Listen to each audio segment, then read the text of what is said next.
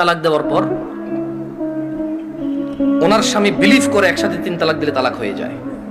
ওনার স্বামীর এটা দেখেন, আমি আবার বলি, এটা আমি বলছি না, উনি বলছে যে ওনার স্বামী হাফেজ এবং আলেম পাশ মেবি, বা হাফেজ এটা কনফার্ম। আমি তো বললো যে উনি জানে যে এক বৈঠকে 3 বার তালাক দিলে তালাক হয়ে যায়, কিন্তু শেখ মুস্তাফিজুর রহমান বিন আব্দুল আজিজ মাদানিকে যখন ফোন করেছে তখন উনি বলেছে আচ্ছা ধরলাম একবার, 3টাকে কয়বার ধরলাম? এক বৈঠক ধরলাম।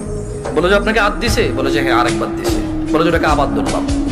বলে যে আদ দিছে? বলে যে সে গোপন করছে, কিন্তু সে একদিন আমাকে বলছে তোমাকে আমি তালাক দিলাম, তুমি যাচ্ছ না কেন? এই কথাটুকু শেখের কাছে সে গোপন করেছে। কি করেছে? শেখ নাকি তখন প্রশ্ন করেছে আপনি যদি হানাফি মাসলাকের হন, জীবন যদি হানাফি বিধান অনুযায়ী চলেন, আর আপনার স্বামী নিজে যেহেতু হাফেজ বা আলেম, ও তো এটা জানে যে এক বৈঠকে 3 বার দিলে হয়ে যাচ্ছে। আর কোরআন সুন্নাহ অনুযায়ী যদি আপনি শাফি মালিকের দিকে আসেন, সেই ক্ষেত্রে ওনারা এক বৈঠকে যতবারই দেয় কয়বার ধরে? একবার।